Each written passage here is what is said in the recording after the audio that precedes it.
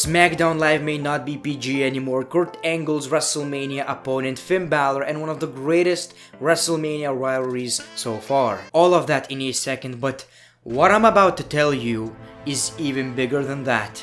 It's so huge. Bigger than Hogan slamming Andre the Giant. Bigger than Rock defeating Hulk Hogan. Bigger than Austin joining Vince McMahon. Bigger than Undertaker's streak ending. Bigger than Brock Lesnar forgetting to milk his cows. That actually never happened, by the way. Sick allegations. Bigger than Daniel Bryan coming out of retirement. It's even bigger than Mick Foley winning the WWE title. Bigger than any of this.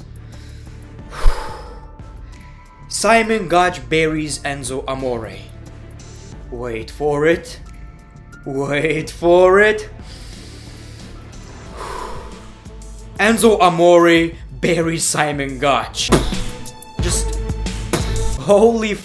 This is the biggest sequel of all time. IMDb 10 out of 10, Rotten Tomatoes 100%. F*** that Page movie. Brad Maddox is a bad actor. The ultimate farmer. I don't watch the show, Nicole. I'd much rather be at home.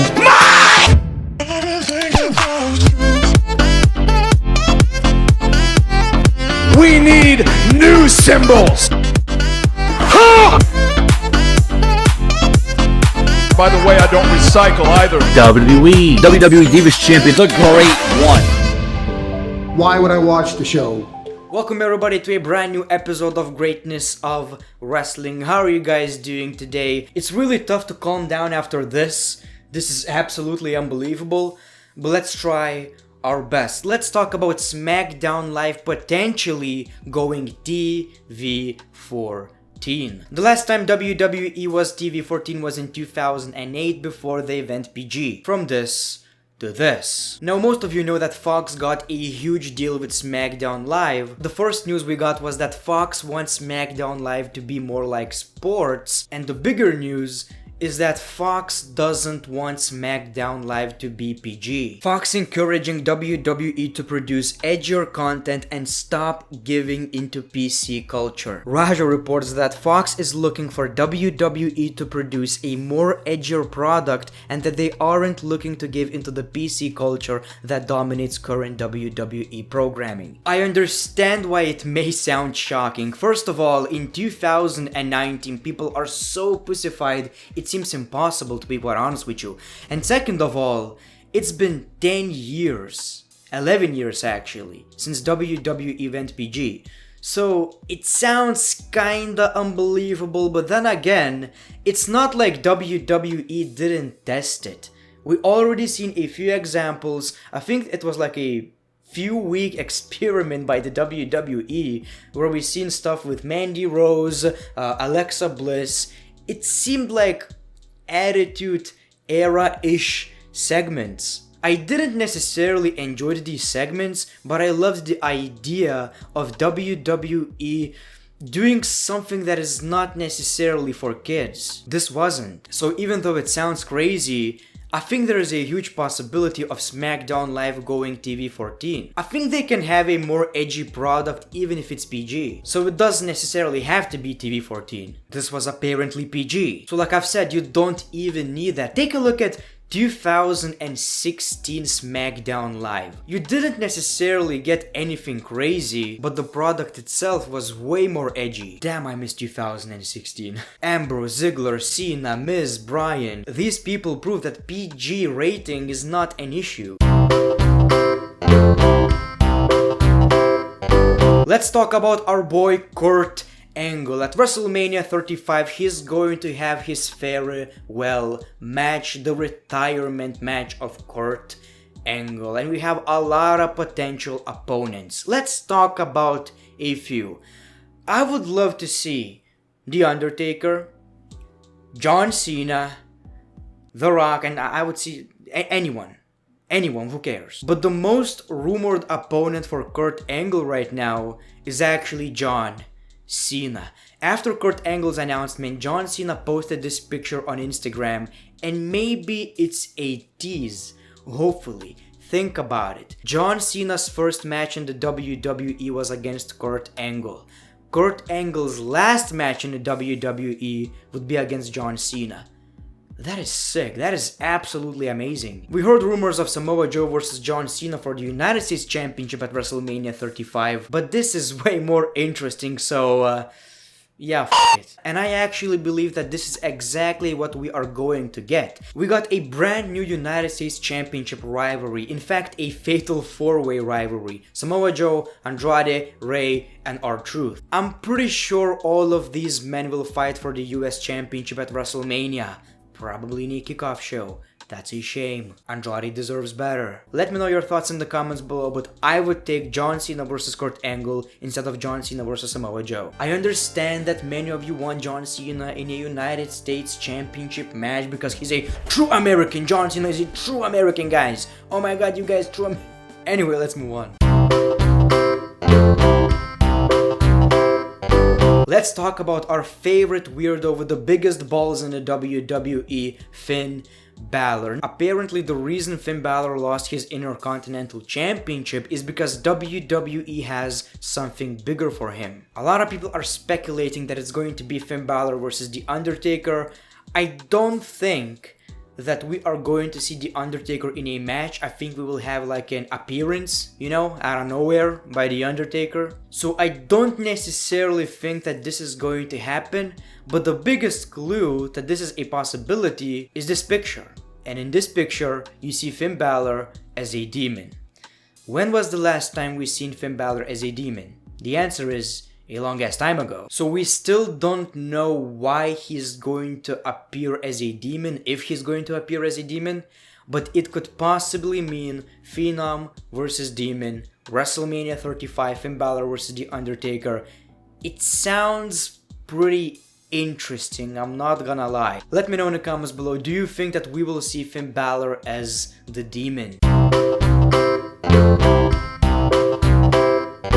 I want to talk about this Randy Orton and AJ Styles segment. That was probably the greatest promo segment, whatever the case may be, in this whole WrestleMania build out of any rivalry. That was absolutely unbelievable, and this is what I mean by breaking kayfabe. They are not necessarily breaking kayfabe, but they are putting realism into the storyline. They were mentioned a lot of things that are real, but doesn't necessarily scream wrestling is fake, y'all. Kane, not a demon. This segment was a great example of what I meant in my previous videos. You need to be more subtle than wrestling is fake. This rivalry focuses on a WWE made star versus an indie made star. AJ was down in Florida getting a tan with Dixie Carter while I was here facing The Undertaker at WrestleMania. Guys like you weren't made for my world. Not with things like this and a knockoff diamond cutter. Are you telling me that you and none of your little indie pals ever ripped anybody off? This was an unbelievable promo, and Randy Orton pretty much said that this was the house that Randy Orton built way before you were even in the WWE, and it's time to pay your rent. I know that a lot of people will argue with me, but this is hands down the biggest WrestleMania match for AJ Styles so far. It doesn't even need the championship. It's crazy how this rivalry became so interesting with just one segment. Before that, I didn't really care that much. I was interested in it because these two are my favorite WWE wrestlers kinda, but I thought it's a bit too random. Now it all makes sense. Do you know the Muffin Man? Whoa, this is highest level journalism, and this time I'm not sorry to interrupt the show. Randy Orton is a terrible human being. Randy Orton is horrible, he's boring. Yes. If your little indie pals? How dare you insult the indies? If he's insulting the indies, he's insulting AEW! If your little indie pals? AEW is the greatest company in the world, guys. I have the t-shirt. I bought the t-shirt. If your little indie pals, You know what I want at WrestleMania? I want Kota Ibushi, I want Kenny Omega, I want the Young Bucks, I want Cody Rhodes, I want all the New Japan guys attacking Randy Orton and they celebrate. Indie guys, indie rules. Randy Orton is a terrible wrestler because he's not doing enough flips. if your little indie pals, Is Randy Orton Naito? I don't think he's Naito. I don't even think he's Kenny Omega. if your little indie pals, Randy Orton is disgusting, guys. I hate Randy Orton. He couldn't make it in the AEW. AEW doesn't need Randy Orton. if your little indie pals, No news today. I'm too triggered. Randy Orton disrespected the indies and I cannot allow Randy Orton to disrespect the indies. if your little indie pals, And yes, I was one of these people who voted that WWE is the worst promotion of 2018. I don't watch a lot of promotions. I just watch WWE and New Japan Pro Wrestling sometimes, occasionally. But WWE is the worst. But I will see you on Monday. But WWE is the worst. I cannot stand WWE. All these promotions are way better than WWE. And I'm not being hypocritical. I'm not lying to myself. WWE is the worst company of all time. But I'm gonna watch it anyway. So I will watch it on Monday, Tuesday. I don't watch any other wrestling. But it's the worst. Seriously, people, who voted for this? WWE is hands down the biggest and best promotion out there. You can say that New Japan Pro Wrestling is great as well, but it's way too different. You can't really compare these two. You're trying to tell me that all of these shitty indie promotions are better than WWE?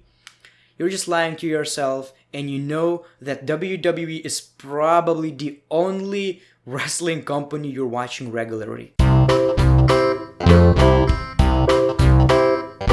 WrestleMania is 4 weeks away and we still don't know who's facing Asuka for the Women's Championship. It seems like all women care about the Raw Championship nowadays, so I guess we're gonna get a Battle Royal, or maybe we're getting Asuka versus Mandy Rose versus poor man's Ronda Rousey. Yeah, this is nice, my man. What exactly Asuka did since she became the Women's Champion? Nothing. She needs someone legit at WrestleMania. So far, Mandy Rose is not legit enough. Bring back Eva Marie! I didn't necessarily understand the Kofi Kingston segment on SmackDown Live, so basically, he begged for Vince McMahon to give him an opportunity, basically, and apparently Daniel Bryan said that, you know what, Kofi Kingston is a B+ player. I thought that was absolutely unbelievable, since we all know that that's exactly what the McMahon said to Daniel Bryan. I just love this delusional Daniel Bryan gimmick. That was genius. So Vince McMahon pretty much said, yes, you are going to get that opportunity if you prove me that you deserve this opportunity. You're gonna have to defeat all these men. Wow, we got a brawl and the show ended, so I didn't necessarily understand. Are we getting Kofi Kingston in a gauntlet match? Or maybe we're getting Kofi Kingston versus all of these men in 4 weeks. So basically 1 week he's gonna face Randy Orton, the other week he's gonna face Samoa Joe. I didn't necessarily understand, but this whole storyline, not in a bad way necessarily, but feels like WWE 2K19. I still don't think that this rivalry needs Vince McMahon. I think we got too many of these authority versus an underdog storylines. But I guess it still kinda works. I mean, people still care for Kofi Kingston, but there's a major issue with WrestleMania. I want to talk about it in a separate video, but basically, to keep it short, imagine this. Imagine if Kofi Kingston, Seth Rollins, and Becky Lynch don't win their matches. It's gonna be a disaster, my man. This WrestleMania sounds unbelievable. The card is great, but it's gonna be so stressful to watch. I love that feeling, by the way. But I don't trust WWE to make 3 right decisions. Anyway, thank you for watching this video. Hopefully you enjoyed. As always, yeah boy, Dwayne The Rock Johnson. If you want to support the channel, make sure to click that like button. Follow me on Twitter and Instagram. All the links are in description below. Thanks for watching. Peace, love, and hugs.